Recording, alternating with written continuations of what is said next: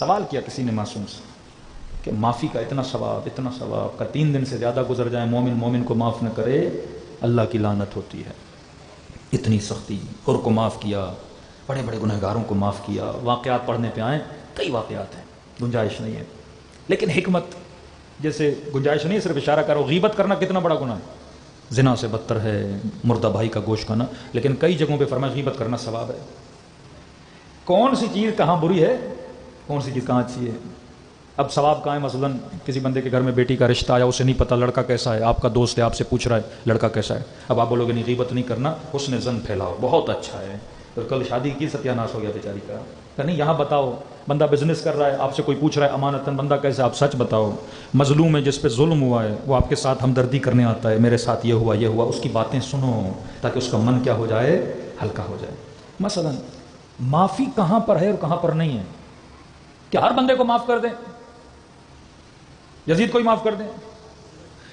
اتنا بھی بندہ نرم دل نہ ہو جائے نا کہ مولانا نے ساری مجلس معافی پہ پڑھی ہے, آج ہم نے یزید کو بھی معاف کیا. بندہ خدا, معافی کس کے لیے اور کس کے لیے نہیں. زندگی میں کئی آپ کے ساتھ واقعات ہوتے ہیں, لوگ آپ کی زیادتیاں کرتے ہیں, پیسے کھا جاتے ہیں, بیٹوں کے ساتھ ظلم کرتے ہیں, آپ کو گالیاں دیتے ہیں, آپ کو بدنام کرتے ہیں. کیا سب کو معاف کر دوں؟ ایسا نہیں ہے. 3-4 جگہیں ہیں جہاں پہ معاف کرنے سے منع کیا گیا ہے.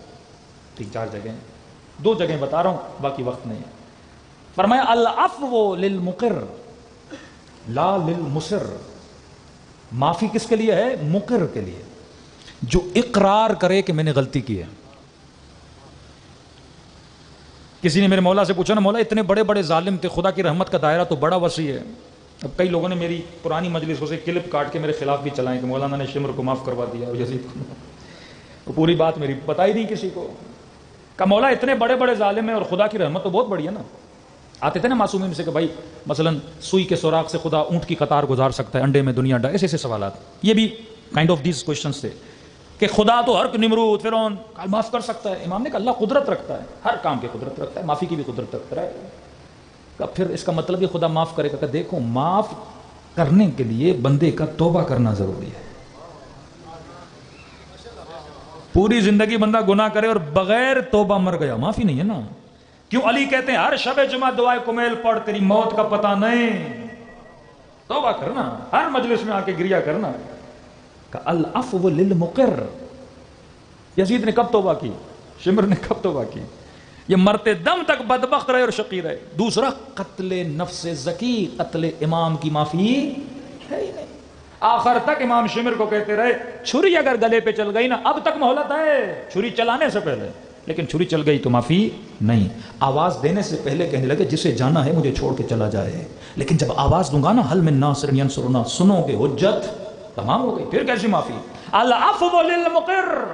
معافی مقر کے لیے. بندے نے آپ کے ساتھ, آپ کی بیٹی کے ساتھ آپ کو گالیاں دی, آپ کا مال کھا گیا, بہت اس نے آپ کے ساتھ زیادتی کی. آتا ہے آپ کے پاس, کہتا ہے مجھے معاف کر دو, نادان تھا, آپ کے پیسے ہیں میرے ساتھ پہ لیکن کیا کروں, فقیر ہوں, دے نہیں سکتا, اللہ نے استطاعت دوں گا. معافی مانگ رہا ہے, اظہار اقرار کر رہا ہے. فرمایا اسے معاف کر دو. لیکن ایک بندہ ہے نہیں, گالیاں بھی دیتا ہے, کہتا ہے جا جو کرنا ہے کر, پیسے بھی کھاتا ہے, کہتا ہے لینے ہیں تو لے کے دکھا, بیٹی کے ساتھ بیٹے کے ساتھ آپ کے ساتھ زیادتی کرتا ہے, سینہ چوڑا کر کے بولتا ہے جو کرنا ہے کر. کہتا نہیں اس کے لیے معافی نہیں, 4 فائریں ڈال کے اس کو تھانے میں جوتے بھی مرواؤ. ایسے بندے کو معافی نہیں. معافی اس کے لیے ہے جو آپ سے معافی مانگے نا, جو اظہار گناہ کرے نا.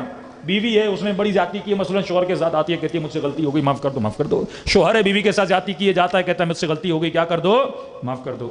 دوسرا سوال, کب تک غلطی معاف کریں؟ 1 بار چوری کی معاف کیا, 2 بار چوری کی معاف کیا. معصوم فرماتے ہیں مومن ایک سوراخ سے 3 بار ڈسا نہیں جاتا. معافی بھی کوئی حد ہے نا. عورت کو کہتا ہے میاں نے 1 بار طلاق دی, پھر کا واپس آ جا, چلی آئی, پھر طلاق دی, پھر کا واپس, 3ری بار طلاق دی. کہ بندی خدا اب 4تھی بار تیرے اوپر یہ مرد ہی حرام ہے, تو باز نہیں آ رہی, اللہ نے تیرے اوپر اسے کیا کر دیا, حرام کر دیا. مطلب اب کسی اور 3 بار تو اس بندے کو آزما چکی ہے, اب 4تھی بار بھی تجھے بلا رہا ہے, تو کہا تو بے وقوف ہے, مطلب تیرا مزاج ہی نہیں مل رہا نا, اب جا کسی اور مرد کے ساتھ نکاح کر جس کے ساتھ تیرا مزاج کیا ہو جائے, مل جائے. تو مومن ایک سوراخ سے 3 بار ڈسا نہیں جاتا. جنگ بدر ہوئی, ایک بندے کو پکڑ کے آئے رسول خدا کی خدمت میں, رسول گرامی نے, اور کہا کہ یا رسول اللہ ہمارے مقابلے میں لڑ رہا تھا. اس نے نبی کے سامنے ہاتھ جوڑ, یا رسول اللہ معافی مانگتا ہوں. بہت گڑ گڑایا, آج کے بعد آپ کے مقابلے میں نہیں آؤں گا. نبی نے کہا ٹھیک ہے, معاف کیا. پھر دوبارہ نہ آنا، نہیں آؤں گا۔